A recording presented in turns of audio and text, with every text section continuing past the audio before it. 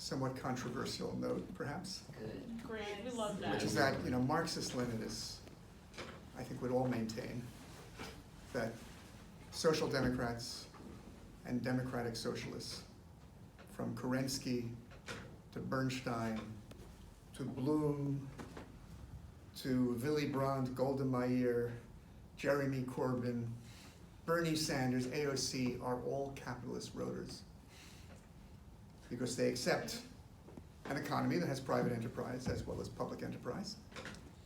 And they are also all reformists rather than revolutionaries, because they accept working within the confines of parliamentary democracy and attempt to do what will achieve the kind of emancipation they're aiming at.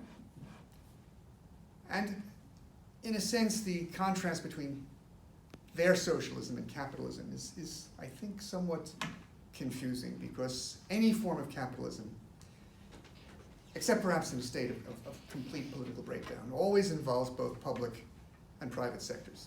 Because the moment you have any kind of public offices of any sort, you have a public sector together with a private sector. And of course, you even will have public universities, and I'm part of that public sector. The Bulldogs are part of that public sector, even if people may not want to face up to that fact. And of course, capital can take many different forms. It is not just owned by a single individual or a family.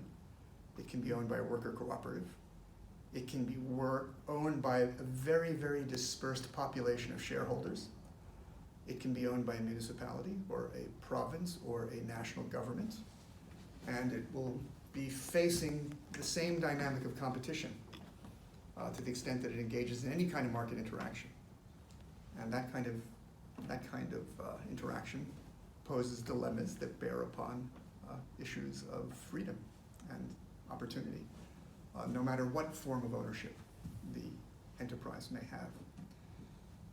Now, I think there's nothing wrong with being a capitalist roader in this broad sense, given all the varieties that capital can take and all the ways in which private and public intervention can operate with respect to the market. There's also nothing wrong with being a reformist. I think we are not in a revolutionary situation, because our problem is not a matter of overthrowing the constitutional framework we're living under or getting rid of markets entirely. I think it's more a matter of adding to what we have. And to some degree, that's been obscured by much of the history that our republic has been immersed in since its founding, where we have a constitution that, at least if we deal with the Constitution itself and the Bill of Rights, makes no mention of gender, of sexual orientation, of race, of how much property anyone has, right? But we all know that from the beginning, or at the beginning, the rights that are specified in the Constitution were really only exercised in full by white, heterosexual men who had a certain amount of property. And so we've seen centuries of struggle, much of which has revolved around making these rights not privileges that had the form of a white, male, heterosexual property privilege, but to become rights that, in the proper sense of the words, are exercised by all. But whenever there's been a, let's say, civil rights triumph in the attempt to get these rights consistently achieved, it's been recognized that they are not enough. You saw that right here in Georgia and in every other former slave state after the end of the Civil War and the beginning of Reconstruction, even after the passage of the 13th, 14th, and 15th Amendments, which ended slavery, which more or less gave equal legal rights to all, which extended the right to vote to men no matter what race they had. But in every slave state, the newly emancipated slaves demanded two things, which referred to, you could say, freedoms or rights that are not mentioned in the Constitution. One was presented in the form of a demand for land and livestock. the slogan that we think of as 40 acres and a mule. The other was for public education. And if you're thinking about the demand for land and livestock, we're dealing with a society, in the South at least, it was a plantation society, a slave plantation society, in which opportunities for free labor were very limited. So if one was to have any kind of independence, economic independence, after slavery was abolished, it might seem that the answer to that is to have some land and livestock of your own, so you can be an independent farmer. We know, of course, that being an independent farmer is not the basis of any durable economic independence and freedom. But in those circumstances, at least for the time being, it could appear to be the only viable option. On the other hand, education referred to something that is not at all spoken of in our Constitution. There's no right to education.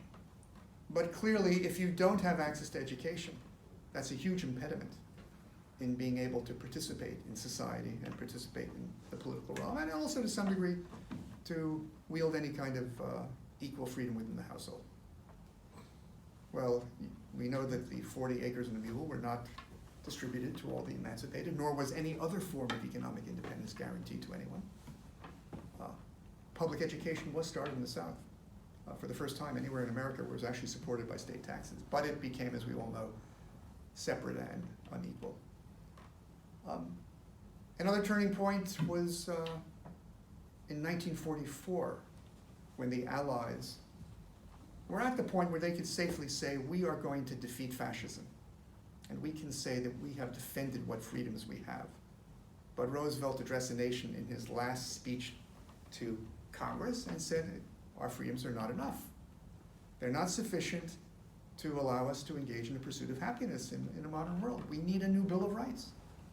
And what were those rights that are not included in our Constitution, or the rights that have to be added to them, if we are really going to have a just society, and a society whereby we can really care for our family and really participate as equals in self-government? Well, we need a right to a job at a fair wage. We need a right to wield fair employee empowerment. We need a right to education at all levels. We need a right to health care. We need a right to decent housing and to food and clothing. We need a right to culture of all sorts. And ultimately, we need a right to having resources for fighting for our rights in the courts. Now, many of these things that you're speaking about had been dealt with in various government programs introduced during the New Deal as emergency measures. And they were not big enough to solve the problems they were addressing. They were temporary. In some of them, there were certain aspects of racial discrimination, because in order to get these things passed by Congress, Roosevelt had to deal with the Dixiecrats of the southern states who demanded certain compromises. And then you had the biggest job program in American history. You know what that was? World War II, which in a sense created almost something like full employment. And these programs were dismembered. So we were in a situation where 25 years later, one of the other remaining infringements of our freedoms was remedied in certain respects by the triumph of the civil rights movement through the Voting Rights Act and civil rights legislation. But Martin Luther King, after these achievements, knew this was not enough. He said that if you don't have a job and decent income, you have neither life nor liberty nor the ability to pursue happiness. So he called for very much the same fulfillment of the social rights that FDR had put before the nation, and which the nation had not really bothered with after his death. And so he launched his Poor People's Campaign, and we shot down coming to demonstrate in defense of worker rights. And again, all of these measures were left unfulfilled. So here we are. Of course, we've had further civil rights movements around women's rights, around rights pertaining to sexual orientation. But whatever their successes, we still remain a nation, as we all know, in which racial and gender and also sexual orientation carries with it an entrenched disadvantage, where employee empowerment is at an all-time low, at least in terms of my lifetime and your lifetimes, where income and wealth inequality is greater than it's ever been since the Gilded Age, where we're clearly not doing anything sufficient to contend with the advancing, accelerating climate catastrophe that is bearing down on us. And where partly because of our failure to deal with any of this, we find ourselves confronting a rising anti-democratic nationalism, a form of fascism that is rising its head here in America and in every other democratic affluent nation.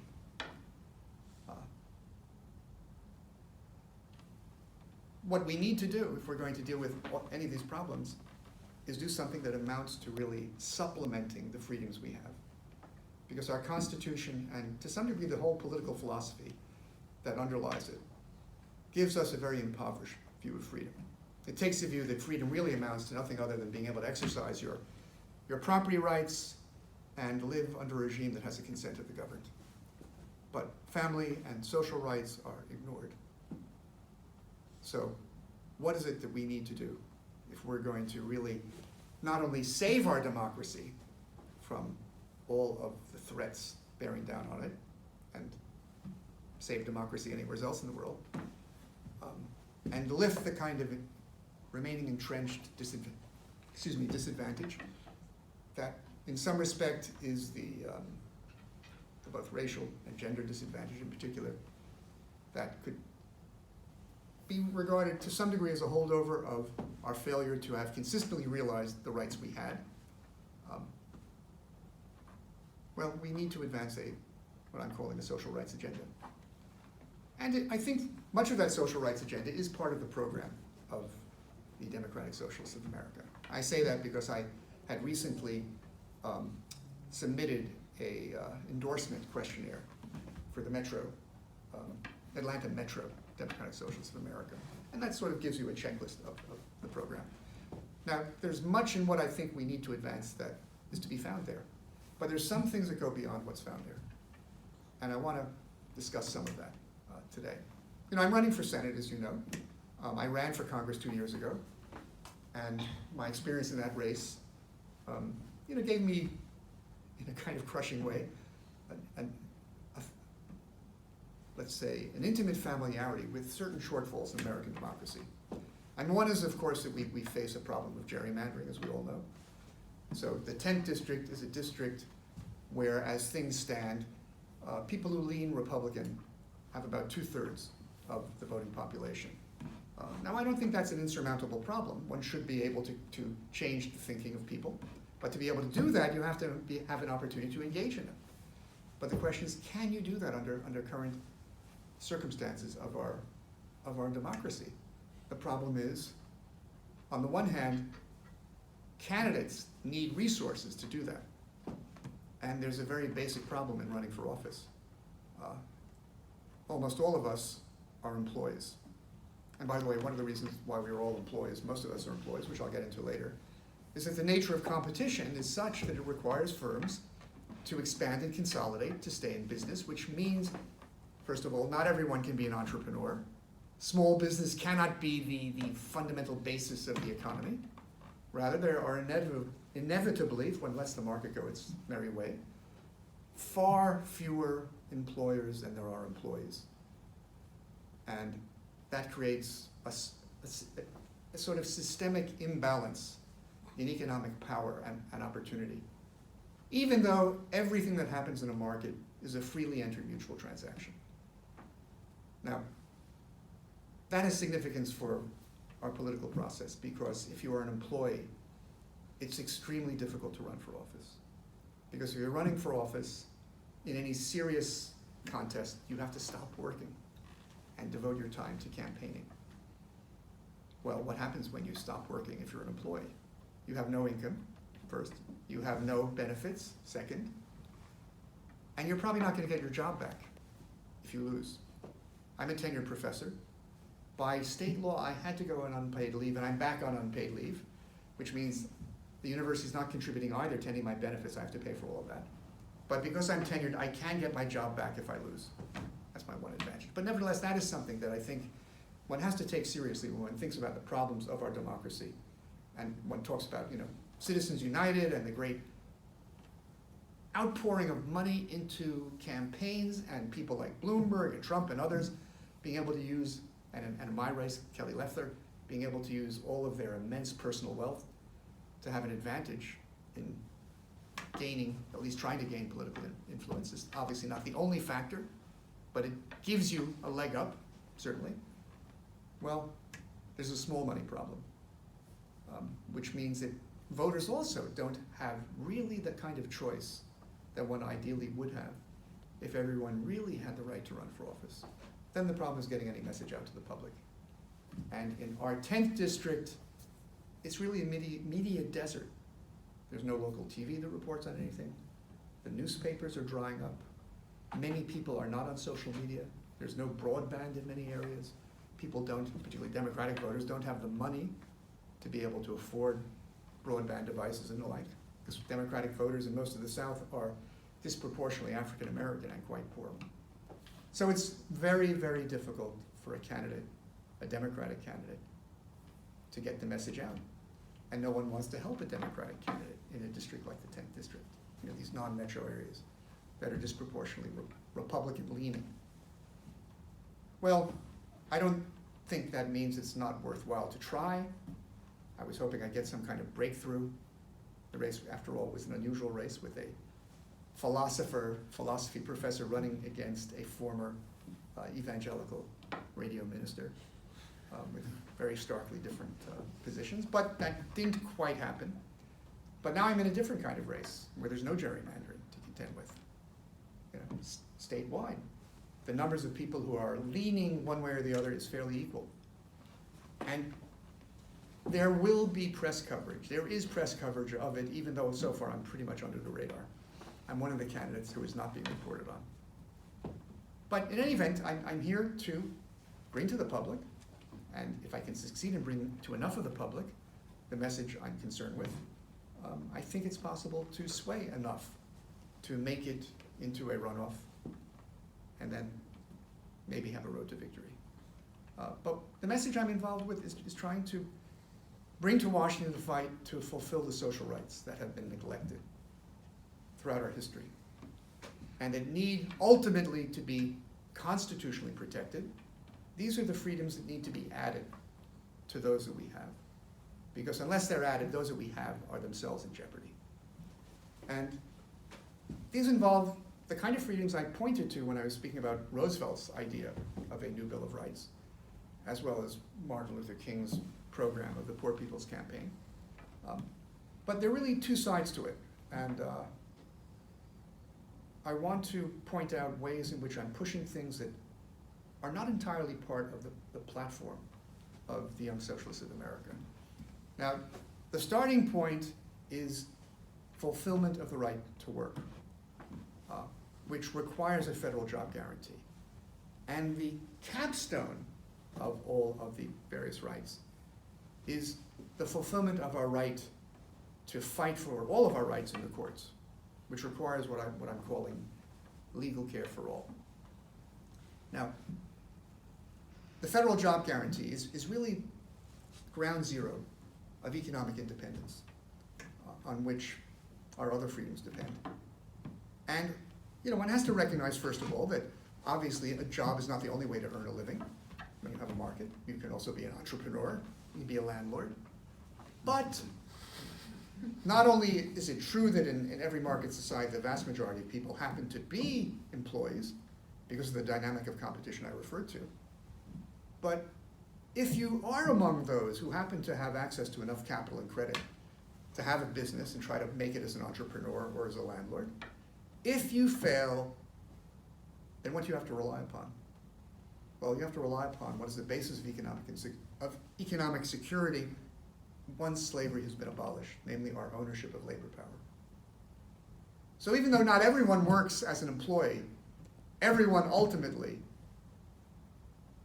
needs the ability to work to have a firm guarantee of economic independence. And of course, those who cannot work because of disability or because they're no longer working because of retirement, they deserve to have a replacement income equivalent to what a fair income would be. Now, the market can never guarantee full employment, even in conditions as today, which are spoken of as low unemployment. Some people will want to say this is what full employment is. The market can do no better than 3% unemployment. And to some degree, there may be some truth to that. I mean, after all, whether you're on the right or left as an economic thinker, there's a recognition that the market is such that it always involves unemployment, or it can't guarantee full employment, at least not except in very unusual circumstances. Why? Because firms are always sort of winners and losers in the struggle for competition, for one thing. And they also have to continually transform their manners of production with new product development, new more efficient ways of producing things and marketing things, et cetera, which involve casting some workers aside, et cetera. And now, of course, we face two further threats, which exacerbate things that are always there. Namely, one is mechanization and automation. Also, the globalization that now takes the form where companies can transfer operations anywhere in the world. And then, moreover, something that makes easy not having to rely upon the current full employment situation, namely the so-called gig economy, where through the internet and smartphones and so forth, an entrepreneur can farm off work to anyone, anywhere, for any amount of time, and avoid all sorts of overhead costs. So in a sense, the ability to have a full-time job is not something the market provides, and in some respect, it's becoming more and more difficult to have that. And you see that, by the way, in how the gig economy is becoming more and more prevalent and taking more and more of a share of employment. So even under 3% employment in our nation, which has a little over 160 million people actually earning a living, we're talking about 5 million people who don't have a full-time, who don't have a job. There's also another 4.5 million who would like a full-time job but only can find part-time work. And then there are a lot of millions of people who have given up looking. And of course, they have dependents and so forth. Well, I think it's important to see how transformative a federal job guarantee is, which will put people to work doing things that are not going to compete with what is already being done in the marketplace, but rather providing the public goods and services that we need. Well, think about all the things we need. Our infrastructure is falling to pieces. We need to make a transition as soon as possible to a green economy. We need to bring broadband to everyone. We need more public transportation. We need to refurbish, inadequate housing. All of our public services. We need to provide human services to people of all sorts. We need to bring the arts and culture to everyone, even philosophy. We can put to work people no matter what their training, aptitude, et cetera.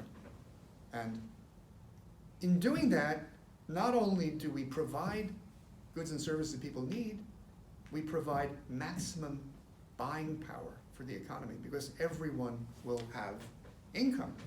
And you're not going to have these fluctuations of different levels of employment. So this puts the brakes on business cycles that contribute to depressions and recessions, et cetera.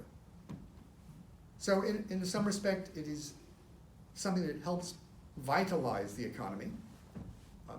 And of course, it's transformative for those who are struggling to find jobs. There's a lot of talk of the so-called school-to-prison pipeline. You can't end the school-to-prison pipeline unless every young person who's coming of age to work knows there is a job awaiting them, at least in the public sector if they can't find one in the private sector. You can't put the brakes on mass incarceration or recidivism unless everyone knows there's a legal way of earning a living that's awaiting you, that not only is meaningful but has a decent standard. You can't end the shameful spectacle of veterans, and probably someone here may be a veteran, or obviously you know people who are, and you just walk around downtown Athens and you see people who are veterans, who are homeless and jobless. Well, we can end that, at least to the extent that people coming back from war or anywhere else will know they have a job awaiting them. But in doing this, we also have to recognize how crucial this is for those who have a job. Because when you ensure that there is a job awaiting anyone who wants it, the fear of firing is largely overcome. Not entirely, but largely. There's another side I want to get into. And that's very significant for we who have jobs, because we can stand up for our rights. You know, what does the Me Too movement, in a sense, unveil? You know, how pervasive the situation is, where people can take advantage of others in the workplace in various ways, including sexually, and harass them and discriminate against them, and get away with it. And the victims are finding a very hard time to fight it. Why? One crucial point is the fear of firing and everything you have to lose if you lose your job. Well, if there's no guaranteed job awaiting you, well, you can't count on having any kind of income and everything else that happens to you. It, of course, allows you to fight for your rights as a worker. It provides the tightest market for labor so that employees can fight for higher wages and not have to worry about a reserve army of the unemployed, as Marx would call it. Instead, you have a reserve army of the employed. And then, of course, we have to think about what are we talking about in terms of what people will be paid. Because obviously, you don't want to put people to work at a poverty wage. Now, I think many groups in this country who label themselves progressive make a mistake in setting as a goal for a proper wage, a living wage of $15 an hour. You know, according to the government's own statistics, even though that's twice as much as our current federal minimum wage, it's still not enough to rent a one-bedroom apartment in any American city. In other words, it's a prescription for poverty and homelessness. Moreover, it does nothing to put any damper on advancing income and wealth inequality. So if we want to speak about what the wage should be that would be paid in the federal job program and in effect becomes the new national minimum wage, it should be a fair wage, which means it has to be high enough that we can live decently, and it should also keep pace not just with inflation, but with the rising prosperity of the nation, which you can sort of calculate in terms of how national productivity is increasing. So if you do the calculations and start with the minimum wage at its maximum real buying power, which was in 1968, it was $1.60 an hour, which translates, if you take into account inflation, to $10, I think, and 50 cents or 60 cents an hour. Then you have an increase in function of how productivity has increased nationally. It comes to over $22, which happens to be just what you need, according to government statistics, to be able to rent a two-bedroom apartment. So I'm given how greedy, callous, and politically cowardly we are as a nation, I'm calling for a fair, not a living wage, starting at $20 and up and adjusted in these ways.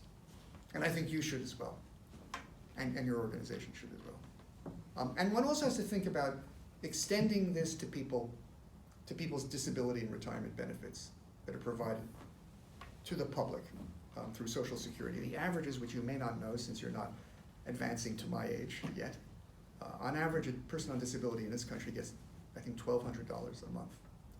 That's almost as bad as Andrew Yang's UBI proposal of $1,000 a month, which is even worse than a living poverty wage. And then for retirees on Social Security, the average is $1,400 a month. Again, below even a living wage, let alone a fair wage.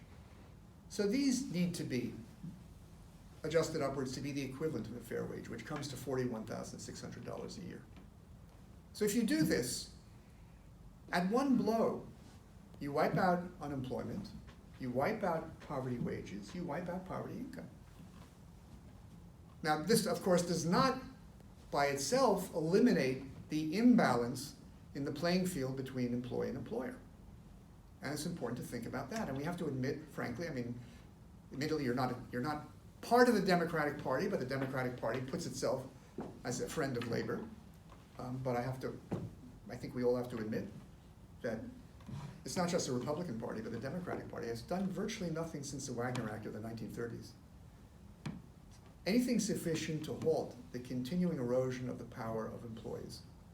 Because now unionization is at its lowest level in our lifetimes, including my lifetime.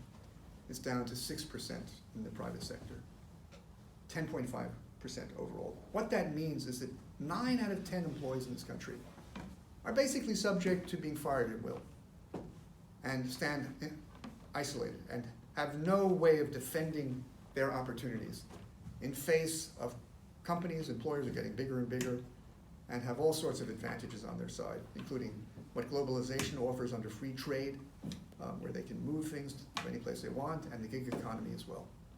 So I'm putting forward an employee bill of rights, and two parts of it that I think you need to consider, which I don't think is part of your agenda, at least specifically, is one is we really have to strive to having 100% unionization in enterprises. And we can do that by requiring automatic elections for union representation in any enterprise which is not organized. Just like we automatically have elections for representation politically. I mean, why shouldn't we do that also in every workplace? I mean, this is a fundamental social right. You can't really have equal economic opportunity without it. Of course, it's not itself enough, because you have to also think of the dominant form of organization of enterprises. And that dominant form is the shareholding public corporation. And that is something that has come to be because of the dynamic of the marketplace.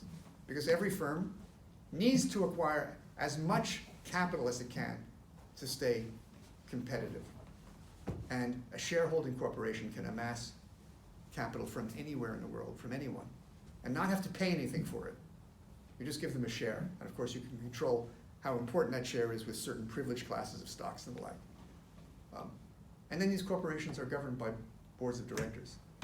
And the boards of directors, appoint the CEO, but they tend to usually be in cahoots with the CEO. So CEOs can, of course, have the super salaries they're getting, which in the United States are pushed to an extreme. They're 300 times what the average employee gets. Of course, they then have their golden parachutes. And the board of directors makes all the decisive decisions on outsourcing, on how automation will be introduced, how firms will deal with the environment, and how firms will try to influence politics. Because the dynamic of competition, in a sense, requires that firms do what they can to influence politics if it bears upon their operations. And those that don't are going to lose out. Well, things would be transformed if we do what some European countries have done to some extent. That is, to allow employers to have a fair role in the governance of corporations, which means that they should have 50% of the seats on corporate boards. And in other words, their representatives should be elected by their peers. And that would change the character of corporations from within. And I think that doesn't mean that there's not further regulation that's required, but this would go a long way to leveling the playing field between employer and employee. Now, if you have all of these things on the table, guaranteed jobs, fair wages, fair replacement income, fair employee empowerment, you can then have a Green New Deal. You can then have healthcare for all.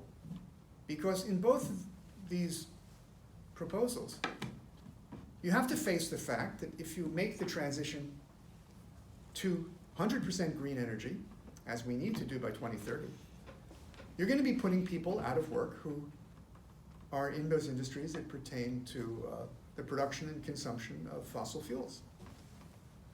As a matter of justice, as well as a matter of gaining political support for that transition, the federal job guarantee is crucial, because what does it mean? It's that New Deal part of the Green New Deal. It ensures that no one's livelihood will be endangered in making this transition. There will be jobs awaiting those people in the fossil fuel sector. And the same thing applies to any proposal for Medicare for all. Because even though I think it's a completely bogus issue to say that, well, that involves preventing people from keeping their doctors or keeping the private health insurance policies that they love, supposedly. The truth is that, a Medicare for all policy, and certainly the one that Bernie is offering and the one that I would offer, you have complete choice over doctors. You're not restricted also in terms of what medicines you can use. And it's kind of ridiculous to say that you need to prevent people from having private insurance policies, because once you institute this public form of ensuring that no one has to pay any premiums, copays, deductibles, it covers all physical, mental, dental, and long-term care, no one's going to want to keep their private insurance policies. I mean, it makes no sense unless you want to punish yourself. But the point is, the withering away of the private health insurance industry and all those bloated clerical staffs that all health care providers have to cope with the proliferation of competing health plans, their work is going to become unnecessary. But we have to ensure that they have work that is meaningful. And the federal job guarantee does that. The same thing applies to having any kind of comprehensive immigration reform. I know that you and I probably do not want to do the jobs and are not seeking to do the jobs that many undocumented immigrants are doing. But that's not true of everyone.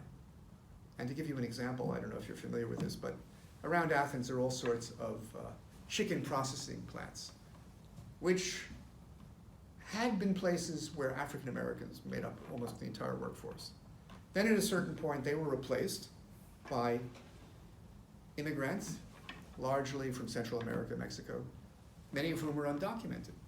Now, of course, you can't steal someone else's job, literally, because you don't control whether you get the job. It's up to the employer. Employers decided it was to their advantage to use undocumented labor, which they could manipulate in all sorts of ways and increase their profit margins.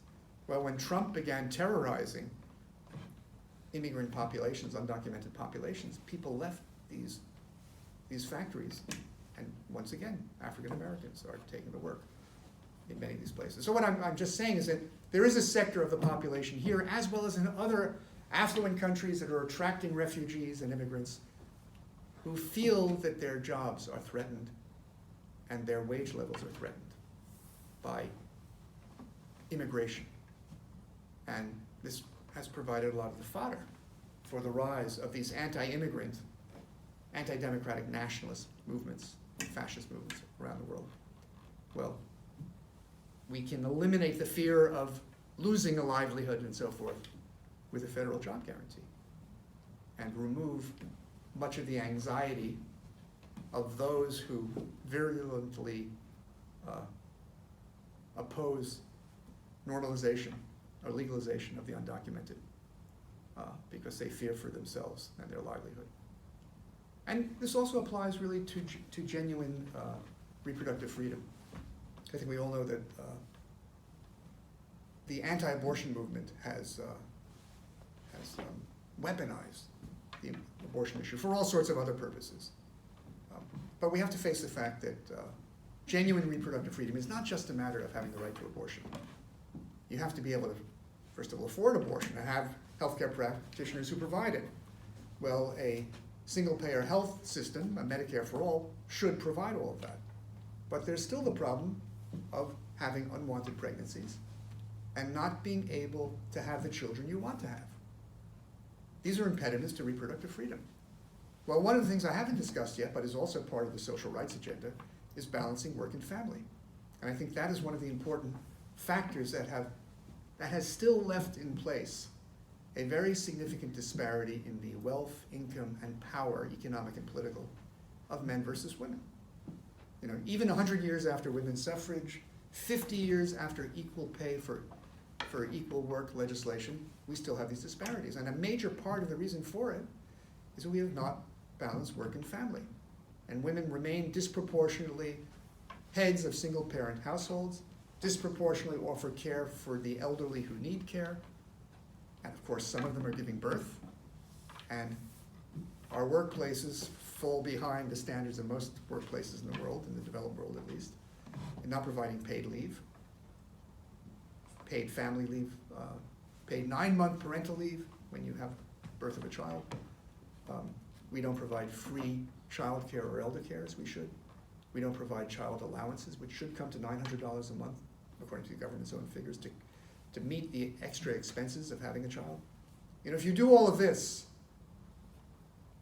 you pretty much are going to make it possible for a parent to have the children they want to have and not have their political and economic engagements handicapped. And this is also important to think of, by the way, in regard to the threats of pandemics.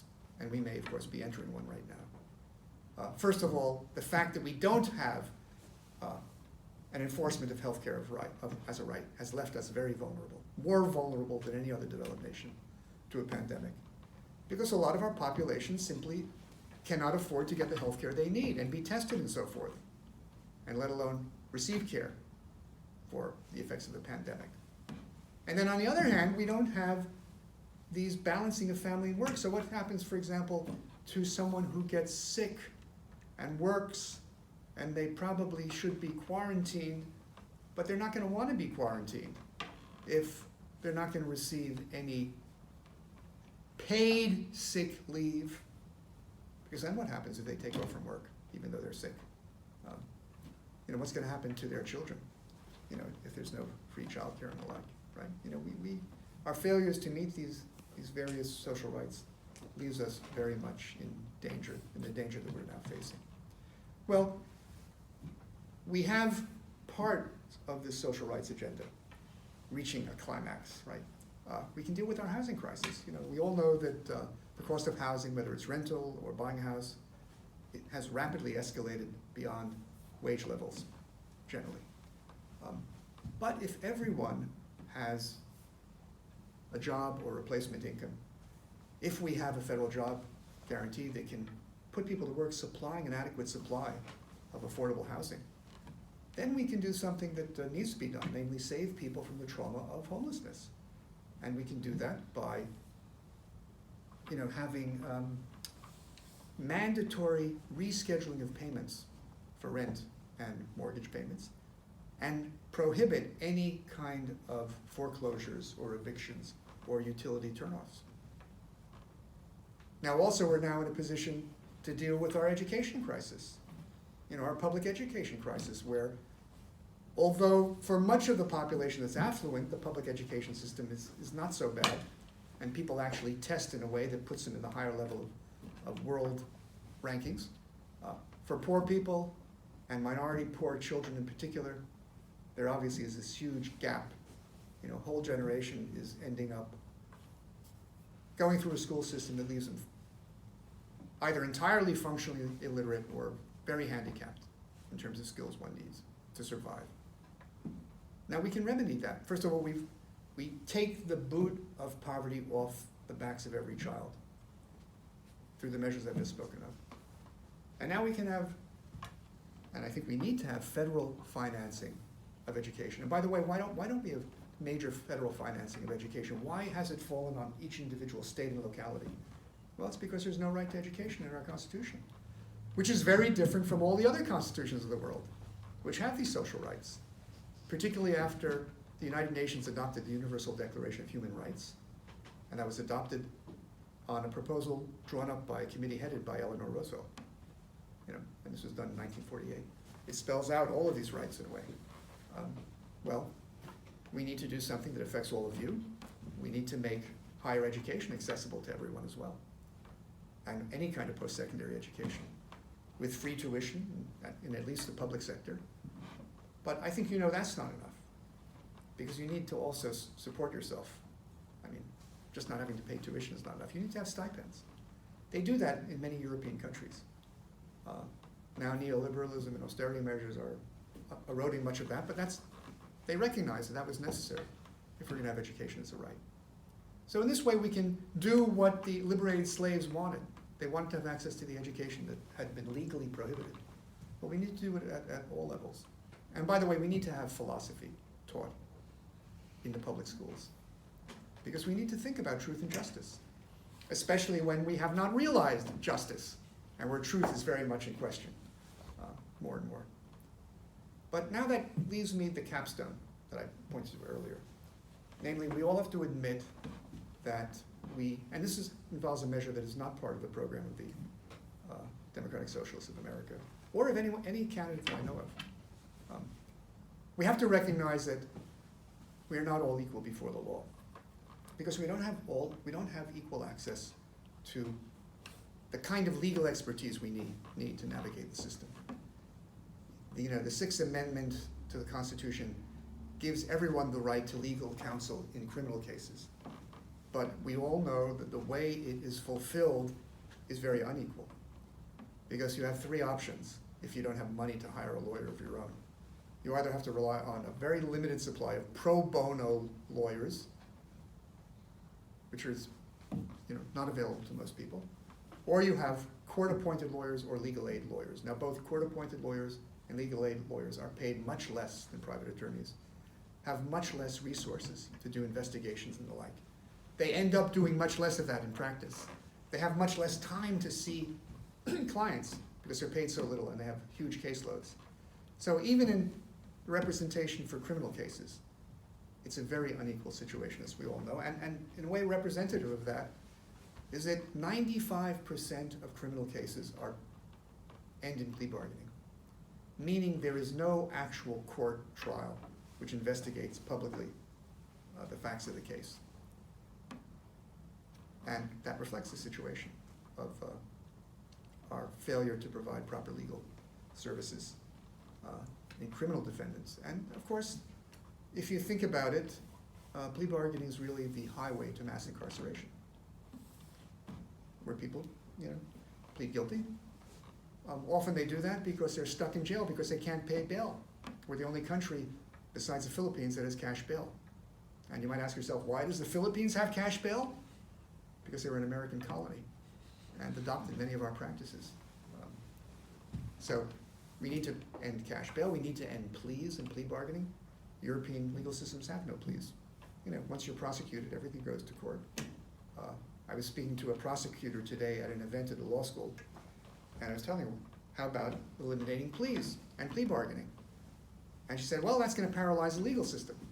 It will if we don't have enough judges and attorneys, but we need to have more judges and attorneys if we're going to have justice be done and avoid this railroading of people.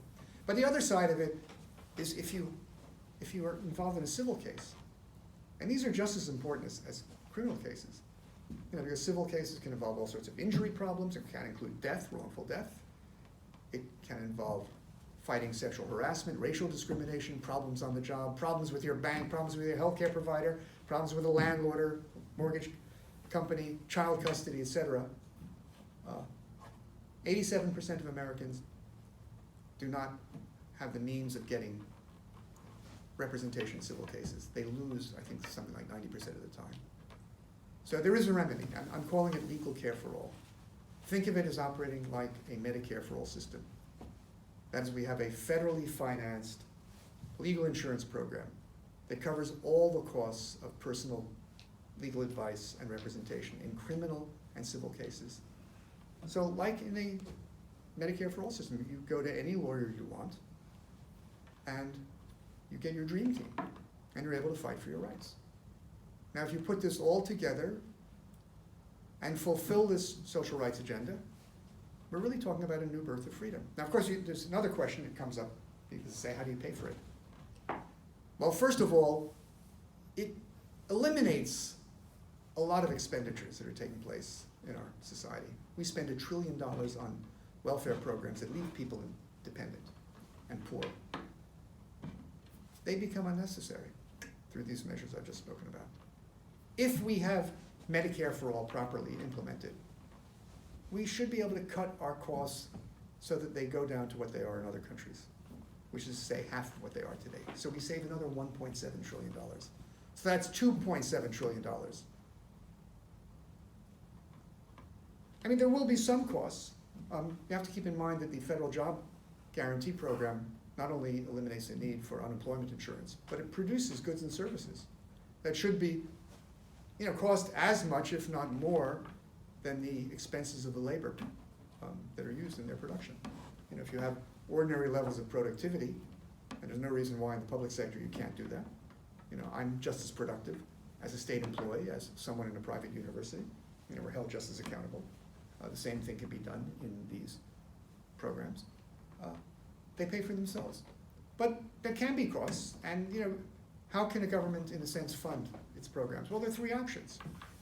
You can increase the money supply. And after all, Lincoln did not wait to have tax revenues to pay for the Civil War to defend the Union. FDR did not wait until he had sufficient tax revenues to pay for the the arsenal of democracy, etc. One enlarged money, one printed money and bought things with it. Now, of course, under certain circumstances, that can lead to hyperinflation. But that's only the case when the supply of goods drops tremendously, when there's some economic collapse. Or you have to deal with paying for reparations, as Germany was required to do after the First World War, in foreign currency or gold. These are special conditions, but you have that option. You can also borrow. And today, as you know, interest rates are at very, very low levels, and they're falling under the pressure of the pandemic, or approaching pandemic we're facing. So you can handle all of it by borrowing. And as long as the borrowing is used in a productive way, we can handle the costs, right? It's not as if there's something wrong, inevitably, with having a national debt. But on the other hand, it's good to tax. It's good to tax, and it's good to tax because it's good to tax, especially in America, because we have, as you all know, a degree of income and wealth inequality unmatched in the developed world. Bernie Sanders has been driving home to all of us, the 1% own now about 40% of the national wealth. The top 10% own about close to 80%. So it's very, very easy to fund whatever costs are required to allow these programs that fulfill our social rights to be implemented. And put the burden entirely on the 10% through highly graduated wealth and income taxes. And have total tax relief on everyone else, on the bottom 90%. And the reason for having graduated taxes in general is a matter of respecting freedom and opportunity. You want to have taxes be levied most on those whose opportunities will be least curtailed by their tax payments. Well, the 1% will what difference will it make to how they live their lives? And it will make not much difference to the top 10%. The bottom rungs of it may make some difference, but still less than those below. And all of this can be easily handled.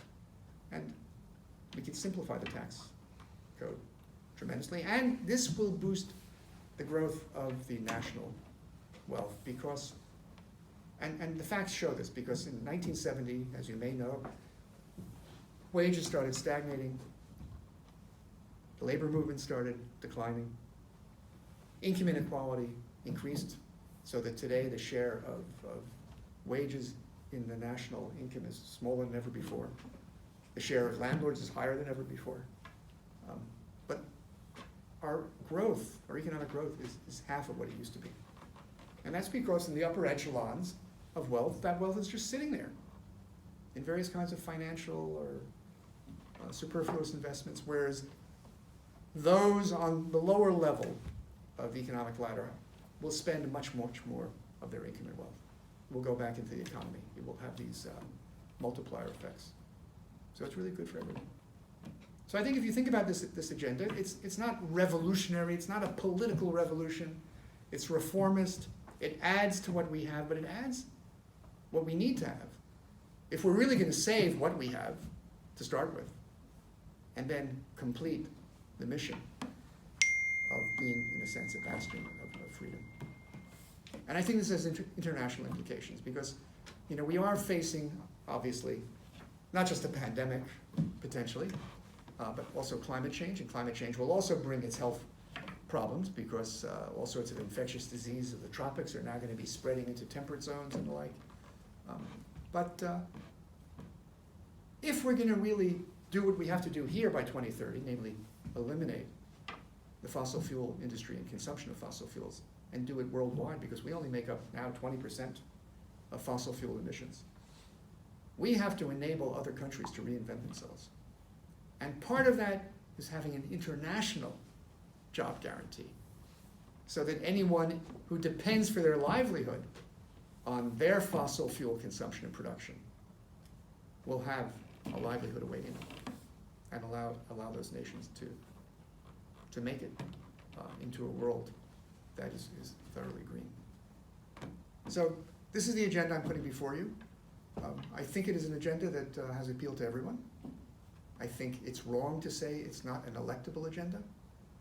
I think it's an agenda that deals with all of the fears that have led many to turn to the right and to threaten what's left of our democracy and what achievements have been made in civil rights struggles. So I think it's something that we all need to rally around. Now, I'm running, obviously, as an outsider. I don't have personal wealth like Kelly Loeffler to support a campaign. I don't have a father like Matthew Lieberman, whose father's Joe Lieberman, who can attract through his name a certain amount of contributions. I'm not the darling of the Democratic establishment. You know, I need, let's say, a grassroots movement of many donations and volunteers.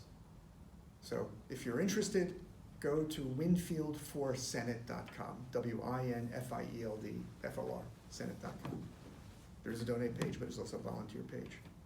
And of course, if you have suggestions to make on the platform. And of course, I'd like to hear your reaction to it and your criticisms, whatever. So, thanks.